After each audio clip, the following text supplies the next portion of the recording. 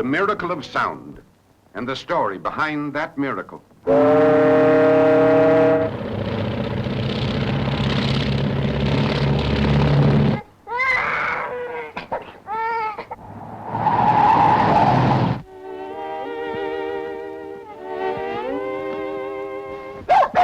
One time we told you that if it were not for cotton, there might not be any movies today. For it is from cotton that celluloid motion picture film is made. This time we tell you that if Thomas Alva Edison had not invented the phonograph, you might never have thrilled to the magic of the talking picture. For the Wizard of Menlo Park is generally credited with first conceiving the idea of synchronizing a voice with a picture that moved. But our story this time is not of cotton, nor is it of Edison's early experiments with both the silent and the talking picture. Our story is of today's modern sound development, in particular, the sound department of Metro-Goldwyn-Mayer. Douglas Shearer, sound engineer of the MGM studios. Mr. Shearer will start us on a tour of that fascinating and unknown land back of the scenes in a movie studio, where you will catch glimpses of new pictures in the making. Mr. Shearer. If I were to tell you that we have a camera capable of photographing a voice, many of you may think, how can they photograph something that happens in thin air, even in Hollywood? But with a few transformations of the sound waves, that's really what is done. Jeanette MacDonald and Nelson Eddy have invited us down to stage 24 to watch them record a duet for their new picture, Bittersweet. That visit should give us an opportunity to see some of the operations in photographing voice and sound, otherwise known as sound recording. On stage 24, Director Van Dyke has ordered a rehearsal without sound. And during this rehearsal, we will take the opportunity to explain what will happen when he is ready to shoot the actual sound scene. Traveling across the screen is the Technicolor camera. At the extreme right is the sound boom. And hanging from its tip, directly above the heads of the stars, is the microphone. As the Technicolor camera photographs this scene, the voices of the principals are being photographed more than a half-mile away. The sound waves set up by their song are picked up by the microphone. Quick as a flash, they travel to the mixer's panel, where the mixer controls the volume of their voices, in the same manner as you control the volume on your radio. After leaving stage 24, the sound enters conduit running below the studio streets in a tunnel more than 3,000 feet long, connecting stage 24 with the sound recording building. Now the voices travel through relays and every manner of amplifying equipment, through a maze of wiring sufficient for a telephone exchange capable of serving a city of 25,000 people. Finally, the sound waves reach the recording room, where they are photographed in a recording camera on the surface of motion picture negative. The sound negative is developed in the film laboratory in exactly the same manner the picture negative is developed. And eventually the two negatives are synchronized and printed on one piece of positive film.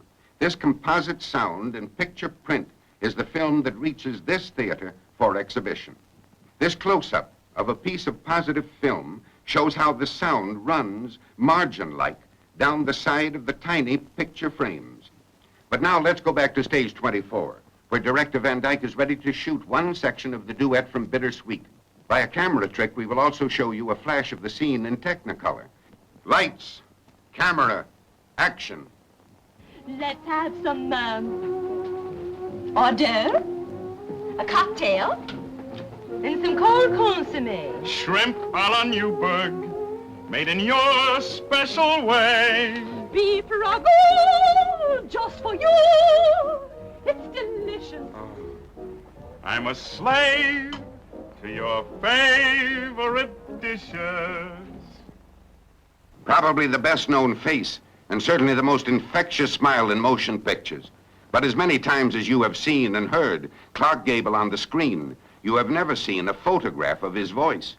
The recording camera makes this possible. As we fade in the sound photo of Gable's voice, we will fade away his likeness. Also, you will see a picture of Hedy Lamarr's voice as she answers Gable in a scene from their latest film, Comrade X. You don't feel nervous? What about? Marrying a stranger. This is nothing new to me. I married strangers before. Oh. How many? Only 2. I don't want to seem inquisitive, but what did you do with them? A tour through the home of Leo the Lion would not be complete without a pause at the Little Theater for a preview of other MGM pictures on their way to this theater.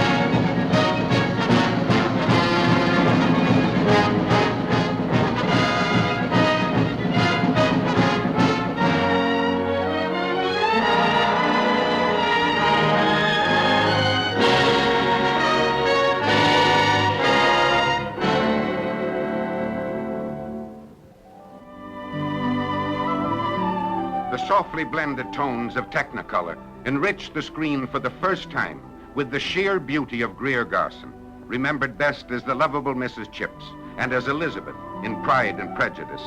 Miss Garson will be seen soon in a drama most carefully contrived to parallel her extraordinary talents. The picture will be Blossoms in the Dust.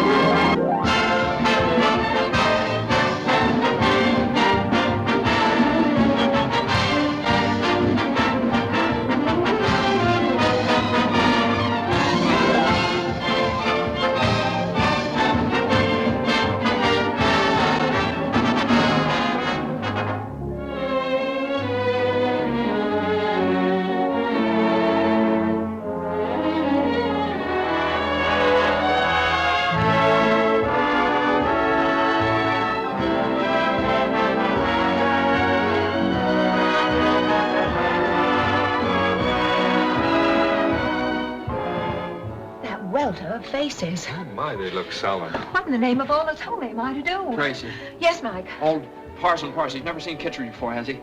Look, I got you into this thing, I'll get you out of it. Will you marry me, Tracy? It's a great day for the Irish. It's a great day for where the sidewalks of New York are thick with Blarney. For sure you'd think New York was old Killarney. It's a great day for the Shamrock, for the flags in full array. We're feeling so inspired, sure, because for all the Irish it's a great, great day.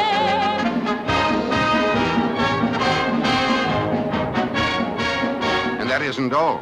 But the previews of the MGM pictures you have just seen are your surest guide to the finest entertainment any theater can offer.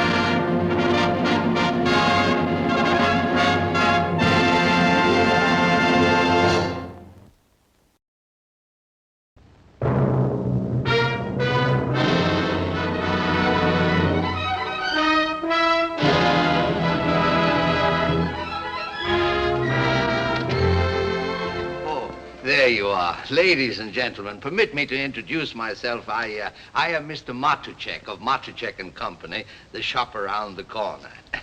Now, if you'll be kind enough to take a look at the window, you'll see that we sell some very nice things. Of course, my shop may be a little far away for some of you. It's in Budapest, Hungary, just around the corner from Balta Street. But I'm sure that the bargains you get here will more than make your trip worthwhile. It's the kind of a shop where you get a $3.50 value for $3.48. And now, with your permission, I would like to introduce you to some of the people who work in my shop. First, I'd like you to get acquainted with my head salesman, Mr. Kralik, played by James Stewart. I can buy 24 of these cigarette boxes at Miklos Brothers. What do you think of it? I think it's great. Well, open it.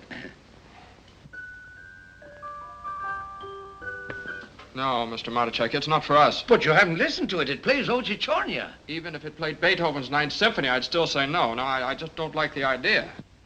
My first sales lady is Clara Novak, played by the very charming Margaret Sullivan.